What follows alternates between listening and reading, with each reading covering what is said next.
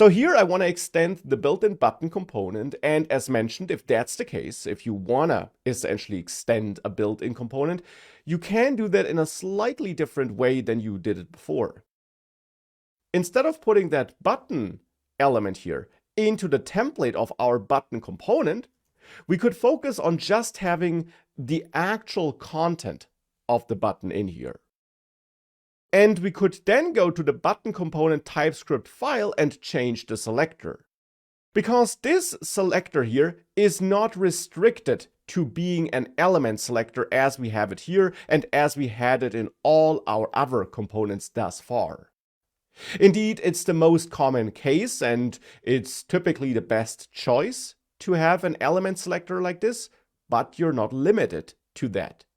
Instead, Angular supports other kinds of selectors as well. And attached you find a link to the official documentation about component selectors, where you can learn all about the different kinds of selectors that could be used with Angular components. And one kind of selector you could use is an attribute selector instead of an element selector. An element selector is always defined by just putting the element name here, like button, or typically prefixed with app dash. An attribute selector, on the other hand, is defined by using square brackets here, which has nothing to do with property binding or anything like that in this place. Instead, this is just how in CSS you would set up an attribute selector, and the component selector from @component works like a CSS selector. And then you can set up any attribute of your choice, like app button, which of course isn't a built-in attribute, but now whenever you would add that attribute to an element, this component would become active and would effectively replace it or take control of it. And you can even combine that with other selectors. For example, if I write button, app button, I'm telling Angular that any button element anywhere in my application that also has the app button attribute on it should be controlled by this component. Besides the attribute selector, you can, by the way, also, for example, use a CSS class selector by adding a dot at the beginning. And you can also combine that to control buttons that have a class of button on them. But here I want to control buttons that have the attribute app button on them. And it's considered a good practice to prefix your custom attributes that are meant to be used by Angular with your application prefix. So the same prefix you, for example, used for all your components. And that's therefore now the selector I want to have here for this button component to extend that built-in button. Now, if I now want to use that component, for example, in the header component, I do that by bringing back the regular built-in button, but by now also placing app button as an attribute on it, or whichever attribute you chose in your component selector. Now, I don't need to enter anything between the button tags here, because right now, here in this application, I have all the content that should be output here in the button component template. And it is that template that will now be rendered by Angular for this button component, because we are now taking control of this built-in button with our custom component. And that can be a pretty powerful Angular feature and pattern, because it essentially allows you to use built-in elements and extend their functionality or templates.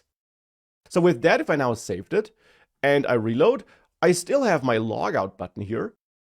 But if we now inspect that, you see that now the app-button wrapper around it is gone. And instead now it's the built-in button that's being rendered, but our template is then rendered inside of it.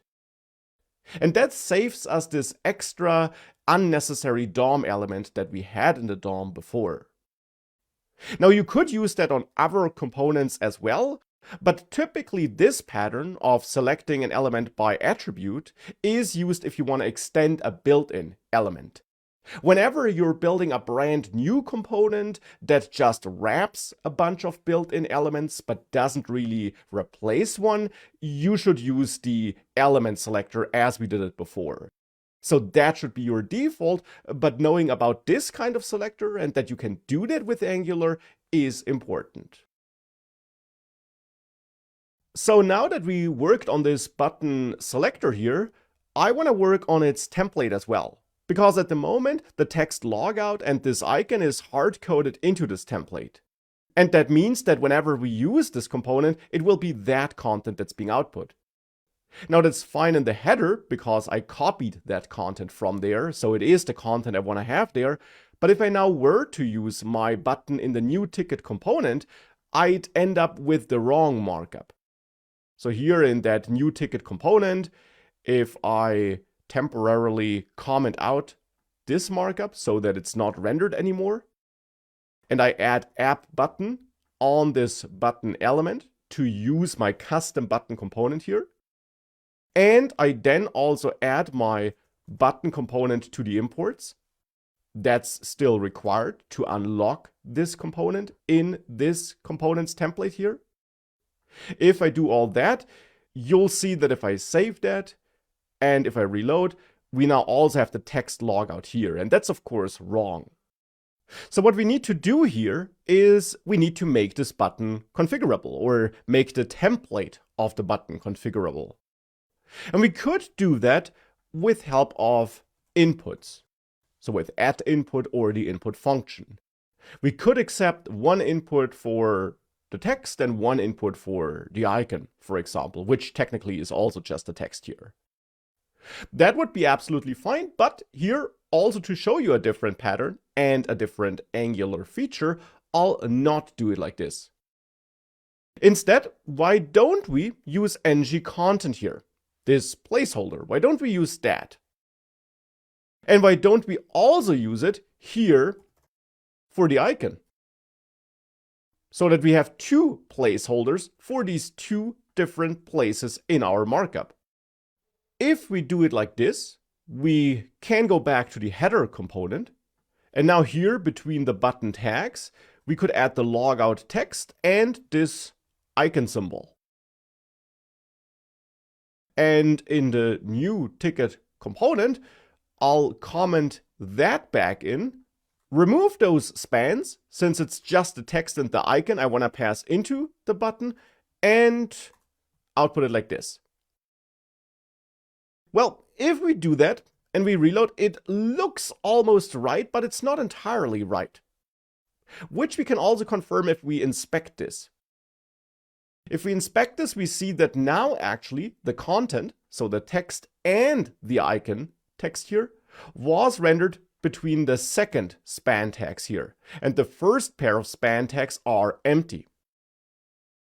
And that makes sense, because if we're using ng content multiple times in a template, Angular of course doesn't know which content should go where. So which projected content should go where. Therefore, we have to tell Angular which content should go where. And you can tell Angular by adding a special property, a special attribute on ng content. The select attribute. Select then wants a CSS selector in the end, and it accepts the same kind of selectors you could set up on components as selectors. And it will then select and output any content that matches the selector specified here. So for example here, we could use the class selector icon and remove this span with the class icon from this template so that I just have ng content here. And I'm looking for elements with the icon class on them. And now in the place where we use the button, so in the header component, for example, we can now wrap this icon text with that span that has this class. And of course, we can do the same in the new ticket component. Here, I'll wrap this icon with my span. Like this. So with that, between those button tags, we have some text which is not wrapped with anything. And we have the icon text, which is wrapped by a span with class icon. Now both pieces of content are wrapped by the button component, and they are therefore projected into that button component. And in the button component template, ng-content tells Angular where this wrapped, this projected content should be output. But we're actually using multiple ng-contents here, and we're therefore using this ng-content with the select property set on it to select a part of the wrapped content. In this case, the part that has the icon class on it.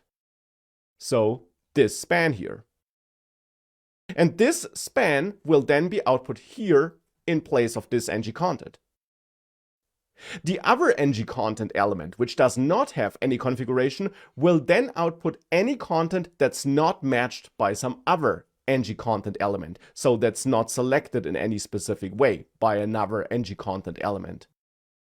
So with this, if I save everything and I reload, you now see the icon is now animated properly again. And if I inspect my buttons, you can also see that it's now that logout text that's output between the first span elements and the icon text that's output between the second pair of span elements. And that's how you can use multiple ng-contents to select different pieces of wrapped content and output them in different places of the component template. Which is another Angular feature that can come in handy from time to time.